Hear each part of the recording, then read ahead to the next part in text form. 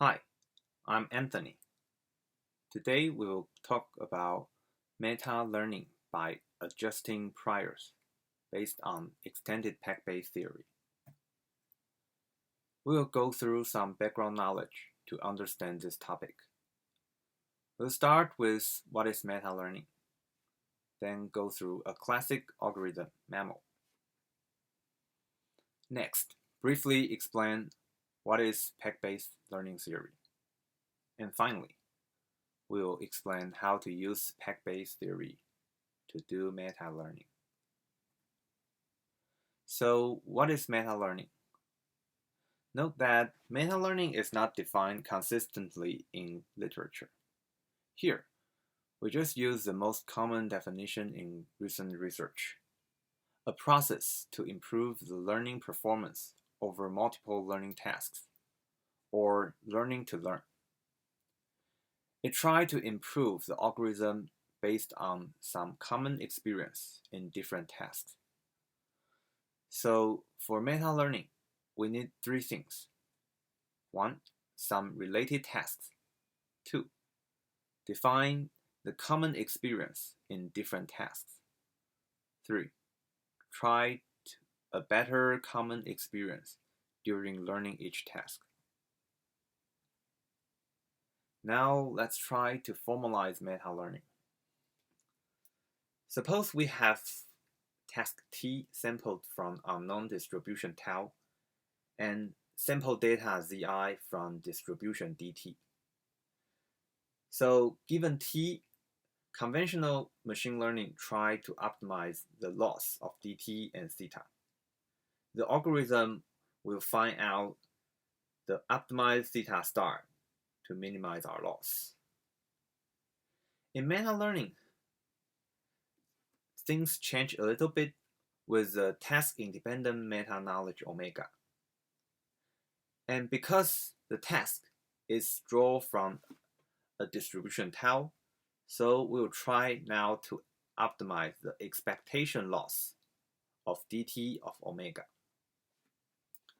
The overall meta-learning consists of two steps: meta-training and meta-testing. In meta-training, we try to find out the optimized omega star that could minimize the expectation loss. And in meta-testing, we will use the meta-knowledge omega star and put it into our loss in a specific task T, and then we do the conventional machine learning as usual. One way to solve meta-training step is casting the problem to a bilevel optimization problem. The bilevel here means we have two optimization loops. The inner loop is to optimize the task, and the outer loop is to optimize the overall meta-training. So in the inner loop, we'll try to optimize the loss of each task, and the loss is a function of omega. And after the inner loop, we can find out the optimized theta star of each task. And then we'll put the theta star into the outer loop. In outer loop, we will combine the loss of every task and then try to find out the optimized omega star. We can use a taxonomy to categorize meta-learning. One way to categorize meta-learning is based on the optimizer we choose. We have three ways to learn our meta-knowledge: gradient descent, reinforcement learning, and evolution. Another way is meta-knowledge representation. There are dozens of ways we can choose, like parameter initialization, the optimizer, or attention. Another way to categorize meta-learning is based on the objective. We can apply meta-learning in fuchsia learning, multitask learning, and online learning. In this video, we'll focus on gradient descent, parameter initialization, and multitask learning. To make things more clear, I'll go through the classic meta-learning algorithm MAML.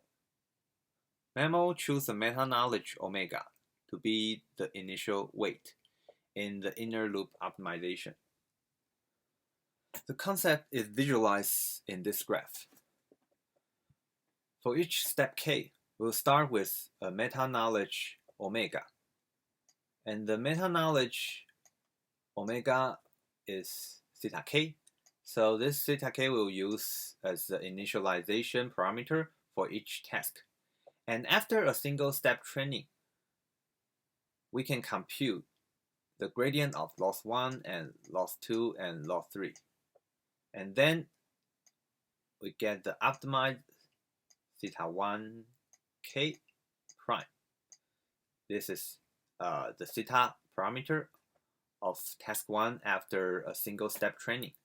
And then the theta 2 K prime and the theta 3 K prime. And also we can compute the loss 1 prime and loss 2 prime and loss 3 prime. And combine every loss together. So we get the summation of every loss I prime. And this is the meta loss. So we can also compute the gradient of this meta loss and use this gradient to compute the update of theta K to theta K plus 1. So the memo algorithm looks like this. First, we will have multiple tasks, and we will have the alpha and beta as a step size hyperparameter. Here, alpha is for the inner loop and beta is for the outer loop. And we randomly initialize the omega as theta 0, and we assign k to be 0. And then we sample some data from different tasks ti, and then we evaluate the gradient of loss of each task from this data. And then we can compute the theta ik prime with the sample data and the gradient. And after computing all this theta ik prime, we can compute the updated loss of each task. And then we can compute the gradient and use this gradient to update our theta k plus 1, our omega to theta k plus 1. And here you can notice that because we have a gradient of the loss that includes another gradient, so we need to compute the Hessian to get the gradient, the update result. But Hessian take a little more time to compute, so the paper also provide a first order approximation, and the first order approximation is the performance is almost the same. Now, PAC-Bayes. PAC-Bayes is a framework of computational learning theory. Computational learning theory tries to explain why machine learning could work and provide general error bound. In machine learning, we try to predict the future, but unfortunately, what we have is a past. So the problem is we need a guarantee whether we can train a model with training data that could predict the future with some acceptable error. And computational learning theory tries to answer this question. To understand computational learning theory, we need to define the problem first. Computational learning theory is dealing with supervised learning. Suppose we have a training data set S with m examples. The example is drawn independently from an unknown distribution D. The goal is to find a predictor H that is mapped from X to Y to have minimal risk. And the risk is defined here. The expectation of the loss between your predicted value h of x and the ground truth y. And the x and y is drawn from the unknown distribution. Without losing generality, we specify two binary classification risk. So now the general risk looks like this. The expectation of the indicator function of h of x not equal to y. And you can think the general risk as the test error.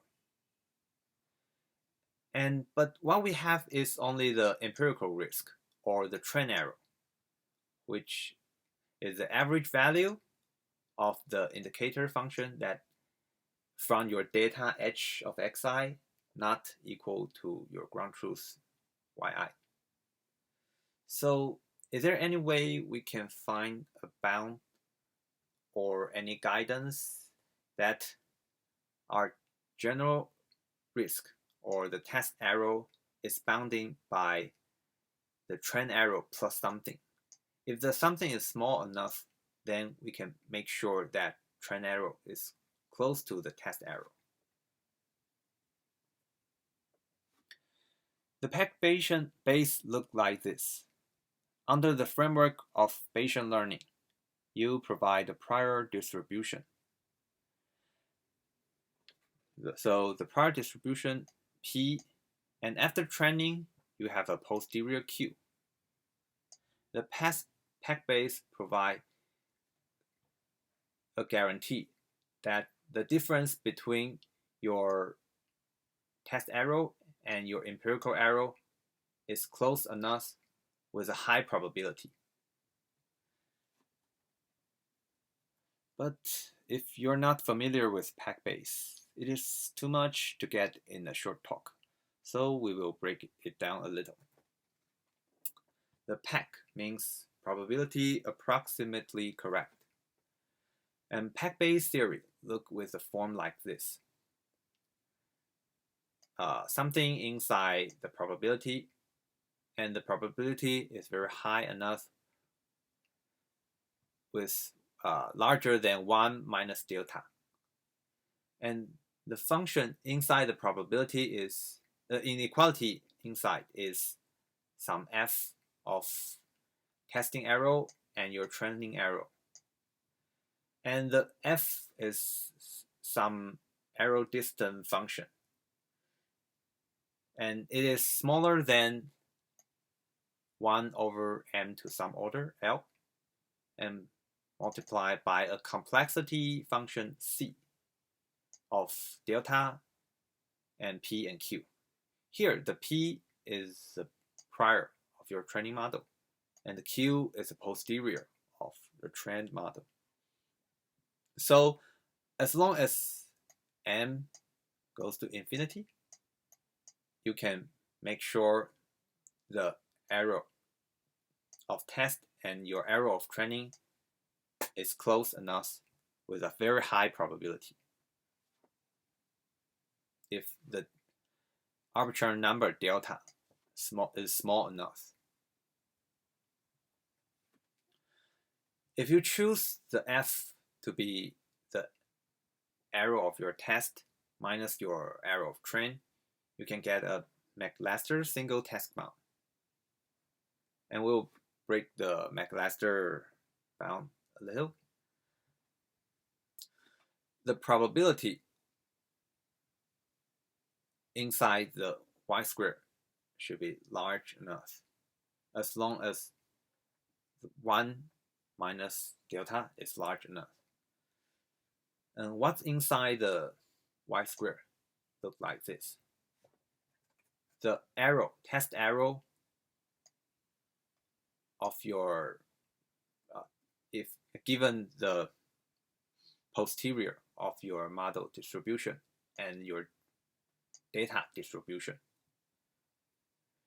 is the test error is smaller than your training error of the same posterior distribution and given data set, plus the root of KL divergence of your posterior and your prior, plus the log of model size m over delta divided by 2 and m minus 1. So you can see that as long as m is large enough, then your test error should be close to your trend error. Now we can talk about our main topic today, meta-learning by adjusting prior with extended PAC-Bayes. The problem we want to solve is a bi-level meta-learning problem. So we will provide a meta-prior, and then after meta-training, we'll get a meta-posterior in the cursive Q. And then we'll draw from this meta-posterior distribution to get our model prior distribution. And then after training with each task, we get our model posterior distribution.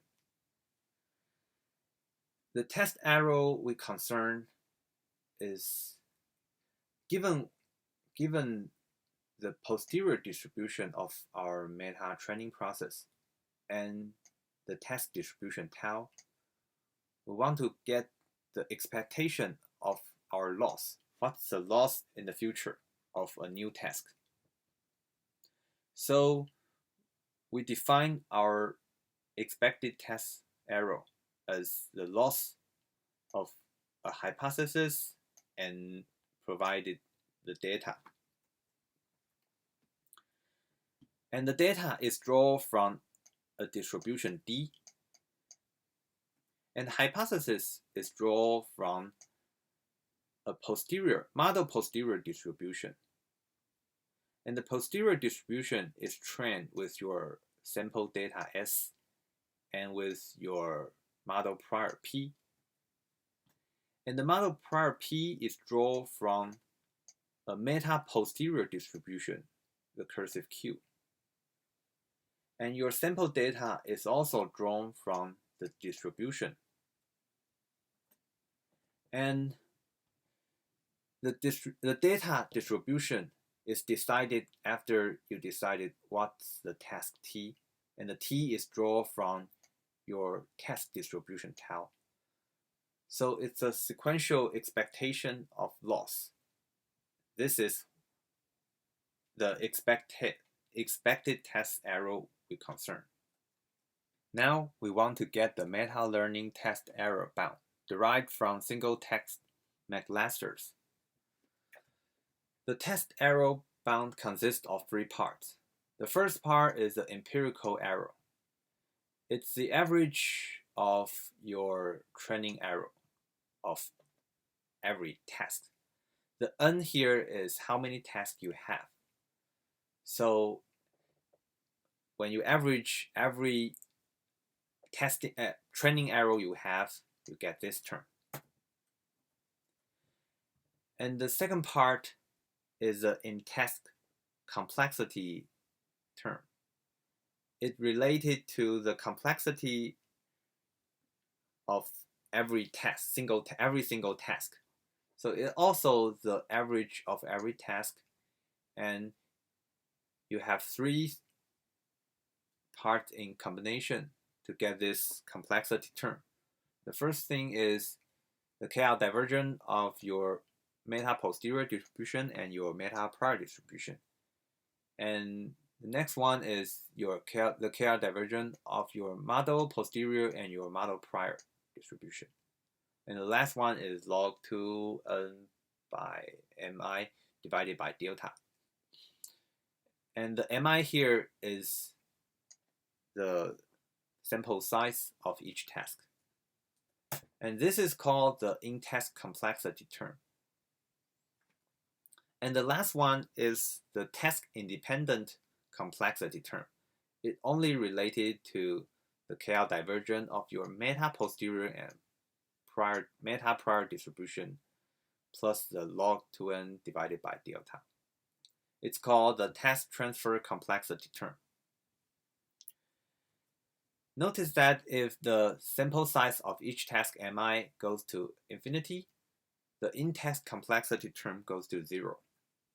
And also, If the test number n goes to infinity, the test transfer complexity term goes to 0. In the learning process, we'll use the multi-test general error bound as training loss. The reason why we use this because the algorithm will approximately minimize the transfer error. And in the meta prior, we will choose a zero mean isotropic Gaussian. And the test model is a neural network architecture with weight omega initialized by meta posterior. We'll explain this a little. For every parameter omega I in the neural network, it is drawn from a model posterior distribution NQ of phi I. And the model posterior distribution is a normal distribution. And phi I consists of two things. One is the mean mu I and the log variance rho I.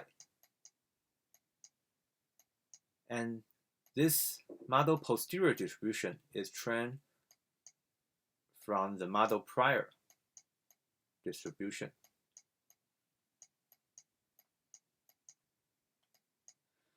And the model posterior distribution is drawn from a meta posterior distribution. And the meta posterior distribution is also a Gaussian distribution of theta n. The mean is theta and the variance is kappa p. Kappa p is a predefined constant. And theta, because theta represents the mean value of phi I, so it's in fact two things, the theta mu I and the theta rho I. And it is also trained from a meta prior, the zero mean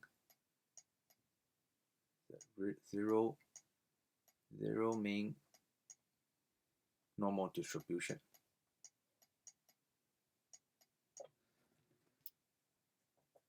Okay, and we'll visualize the training process. We have meta prior. It's zero mean isotropic Gaussian distribution. Meta posterior in cursive Q. Model posterior distribution Q, and sample data of each task.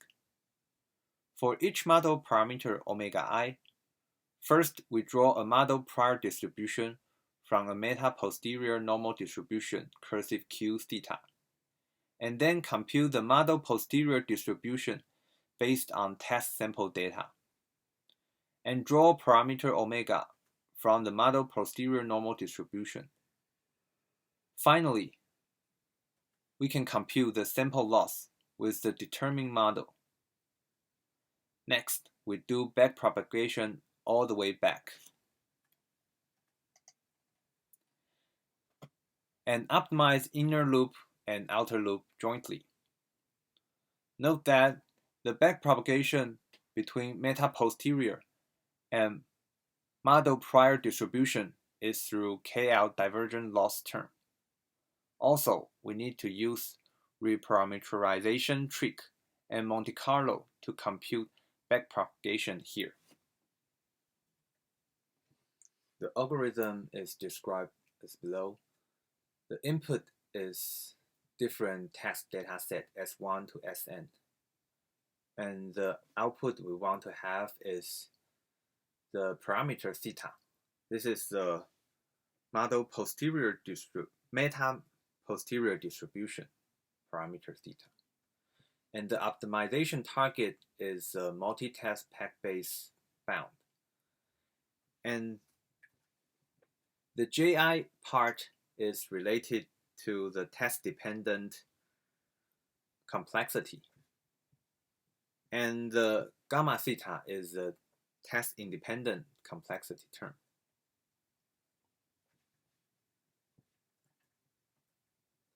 Then we will initialize the theta and phi I. Again, the parameter omega I is generated from the normal distribution and the model posterior normal distribution phi I. And the phi I consists of mu I and rho I. And this mu I and rho I is generated from the meta posterior distribution theta and kappa p. Okay. And for each task, we random sample data, and then we want to compute the loss. So we need to do Monte Carlo average draws. And for the JI part, the task-dependent loss part, it also consists of two things. The first one is the empirical error, and the second one is the task-dependent complexity term. It's the KL divergence of our meta posterior distribution and prior plus the expectation of the KL divergence of our model posterior and model prior, and plus log 2n mi divided by delta. And the test independent loss term is gamma theta. It's related to the task transfer complexity term. It's the root of KL divergence of our meta posterior distribution and meta prior distribution plus the log 2n divided by delta. And notice that because the meta prior and our model distribution are both normal distribution, so it's easy to compute the KL divergence of normal distribution. And last, when we compute our loss, we can also compute the gradient of the loss, and then we can use backpropagation to do the optimization. So this is the whole algorithm of our meta training. And for meta testing, because we already get our parameter theta for meta posterior distribution, so we just put our model posterior distribution parameter phi with theta, and then we can solve the rest similar to meta training.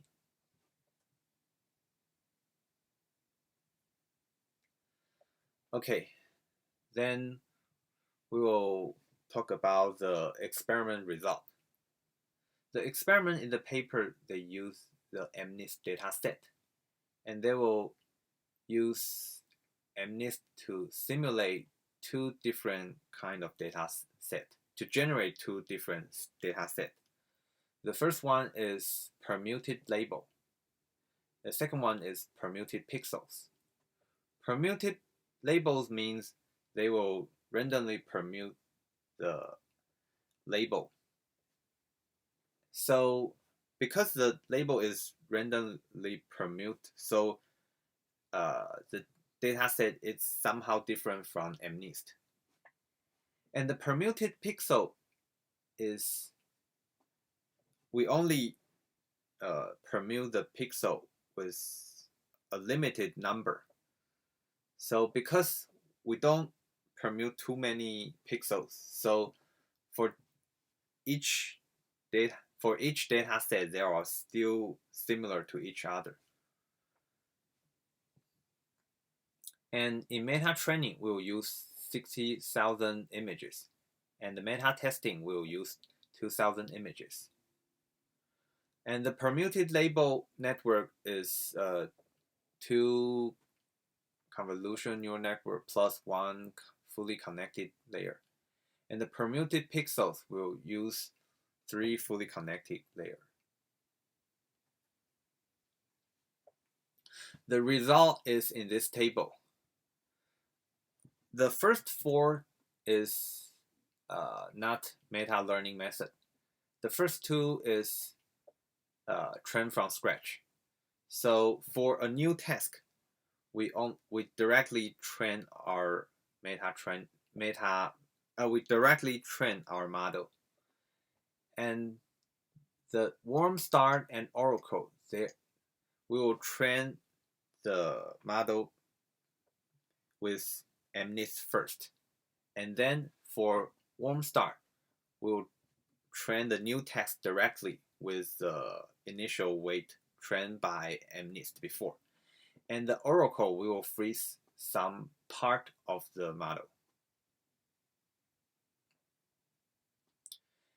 And the last 6 models are meta-learning algorithm. MLAPM and NLAPS are both multi-task PAC-Bayes with multi-task PAC-Bayes bound. And M is derived from the McAllester single task, and S is the Seeger bound. The McAllester is a tight bound, and Seeger bound is a little tighter than the McAllester bound. So you can see the performance is better a little bit for the Seeger bound. And the MLAPPL is a different bound with a different loose bound. So you can see if the bound is loose, then the performance drops drastically. And the MLAPVB is a hierarchical Bayesian framework model.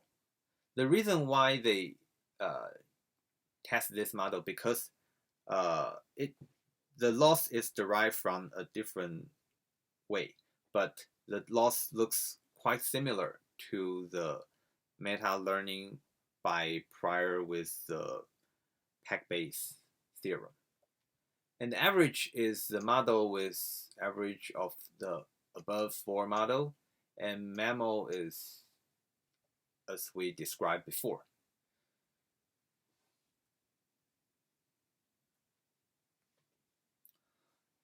The last 2 images show the test error performance with different number of training tasks. You can see that with more and more training tasks in meta training process, the testing error drop. And you can also notice that from the orange line to the red line, the permuted pixel will permute more and more pixel. So because the test is with more permuted pixel, the relation between different tasks they will not related to each other, so the performance will drop with more and more pixel swap. Okay, summary.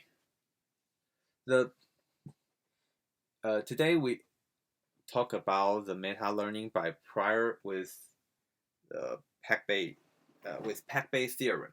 It's a bilevel meta learning training jointly. So we will have an outer loop and inner loop. And the outer loop is the meta train, and the inner loop is the model train. And if we use a multi-task PAC-Bayes bound, then we can minimize our transfer error directly in meta learning process. That's all for this talk. You can check reference for more detail about this topic. Then hope to see you in the next video. Bye bye.